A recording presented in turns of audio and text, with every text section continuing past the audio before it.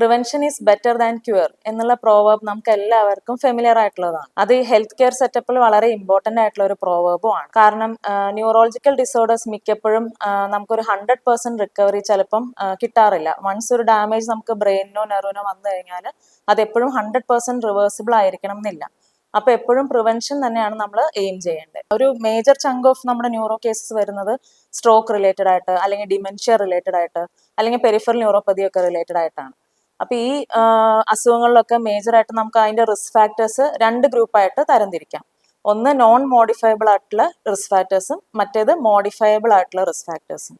Non modifiable risk factors എന്ന് പറയുമ്പോൾ mainly നമ്മുടെ ഇൻക്രീസിങ് ഏജ്, പിന്നെ നമുക്കൊരു ഫാമിലി ഹിസ്റ്ററി, നമ്മുടെ ഒരു ബ്ലഡ് റിലേറ്റീവ്സിന് ആർക്കെങ്കിലും ഇതുപോലെ സ്ട്രോക്ക്, ഡിമെൻഷ്യ, ന്യൂറോപ്പതി അങ്ങനത്തെ എന്തെങ്കിലും ഹിസ്റ്ററി ഉണ്ടെങ്കിൽ, പിന്നെ അതുപോലെ തന്നെ നമ്മുടെ വംശം, അതായത് നമ്മുടെ ഏഷ്യൻ ഒറിജിൻ, പിന്നെ അങ്ങനത്തെ കാര്യങ്ങളൊക്കെയാണ് ഈ നോൺ മോഡിഫയബിൾ എന്ന് പറയുന്ന റിസ്ക് ഫാക്ടേഴ്സ്. പിന്നെ ജനറ്റിക് ആയിട്ട് കിട്ടുന്ന നമ്മുടെ ജീൻ ഡിഫക്ട്സ് അതും അതിനകത്ത് തന്നെ ഉൾപ്പെടും. പിന്നെ ഉള്ളതാണ് നമ്മുടെ മോഡിഫയബിൾ എന്ന് പറയുന്ന റിസ്ക് ഫാക്ടേഴ്സ്. അതാണ് നമുക്ക് ഫോക്കസ് ചെയ്ത് നമുക്ക് ഇമ്പ്രൂവ് ചെയ്യാൻ പറ്റുന്ന കാര്യങ്ങൾ. അപ്പൊ അതിനകത്ത് മെയിൻലി വരുന്ന നമ്മുടെ ജീവിതശൈലി റിലേറ്റഡ് ആയിട്ടുള്ള ഇഷ്യൂസ്.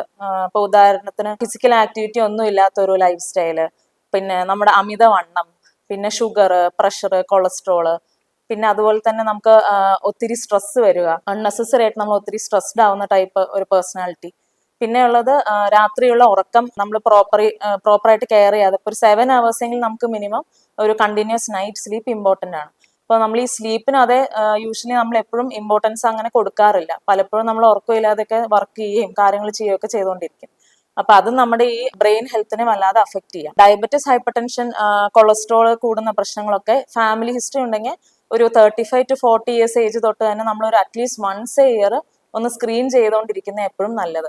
പലപ്പോഴും നമ്മൾ കാണുന്നത് ഒരു സ്ട്രോക്ക് ആയിട്ടോ അല്ലെങ്കിൽ വേറൊരു അസുഖത്തിന് നമ്മുടെ അടുത്ത് വരുമ്പോഴായിരിക്കും ആദ്യമായിട്ട് അവർ റിയലൈസ് ചെയ്യുന്നത് അവർക്ക് ഓൾറെഡി ഇങ്ങനെ ഷുഗറും പ്രഷറും കൊളസ്ട്രോളും എല്ലാം വളരെ ഹൈ ആയിരുന്നു. അപ്പൊ അങ്ങനത്തെ ഒരു സിറ്റുവേഷൻ വരാതെ നമ്മൾ എപ്പോഴും ഒന്ന് കെയർഫുൾ ആയിട്ട് എപ്പോഴും നമ്മുടെ റിസ്ക് ഫാക്ടേഴ്സ് എല്ലാം സ്ക്രീൻ ചെയ്യുന്നത് ഒരു നല്ല ഐഡിയ ആയിരിക്കും. ഈ ചെറിയ ചെറിയ കാര്യങ്ങൾ തന്നെ നമ്മൾ ഒത്തിരി ശ്രദ്ധിച്ചു കഴിഞ്ഞാൽ നമുക്ക് വലിയ അസുഖങ്ങൾ വരാതെ തന്നെ നമുക്കത് തടയാൻ ഒരു പരിധിവരെ സാധിക്കും. നമ്മളിപ്പം നവംബർ 30 തൂറ്റ് ഹോസ്പിറ്റൽ കോഴഞ്ചേരിയിൽ ഒരു ന്യൂറോളജി ക്യാമ്പ് ഓർഗനൈസ് ചെയ്യുന്നുണ്ട്.